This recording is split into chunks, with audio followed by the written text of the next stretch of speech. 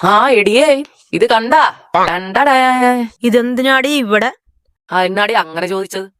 എടി ഉണ്ണി യേശു ഞങ്ങളുടെ തൊഴുത്തിലാണല്ലോ ജനിച്ചത്. അപ്പൊ ഞങ്ങൾ എന്തായാലും ഞങ്ങളുടെ തൊഴുത്ത് അലങ്കരിക്കും. അപ്പൊ പിന്നെ നിനക്ക് ഞങ്ങളുടെ കൂടെ കൂടിയാ പോരെ? എന്തോ എങ്ങനെ? എടി ഉണ്ണിയേശു ഞങ്ങളുടെ തൊഴുത്തിലാണ് പിറന്നത്. നീ ആ പാട്ട് കേട്ടിട്ടില്ലേ? കാലിത്തൊഴുത്തിൽ പിറന്നവനേ. കേട്ടിട്ടില്ലേ? കാലി എന്ന് വെച്ചാൽ പശു. അപ്പോ കാലിത്തൊഴുത്ത് എന്ന് വെച്ചാൽ പശുവിന്റെ തൊഴുത്ത്. അവള് പുതിയ കഥയായിട്ട് വന്നേക്കും. അവളുടെ തൊഴുത്താണ് പോലും.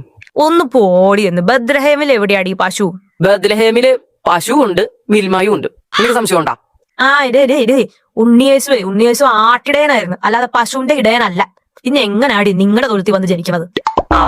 അതെന്തെങ്കിലുമൊക്കെ ആകട്ടെ, പക്ഷെ ജനിച്ചത് പശുവിന്റെ തൊഴുത്തിലാണ്. ആട്ടിൻ തൊഴുത്തിലാണെന്നാ ഞാനും കേട്ടേക്കണത്. കേട്ടാ ഇപ്പൊ എങ്ങനെ ഇരിക്കണം? പിന്നെ കണ്ട കോഴികളെ പറയണ വിശ്വസിക്കാനല്ലോ ഞാൻ ഇരിക്കുന്നത്. എടാ പട്ടി, ഉണ്ണിയേശു പശുത്തൊഴുത്തിലാണോ ആടിന്റെ തൊഴുത്തിലാണോ ജനിച്ചത്? പറ. അതിപ്പോ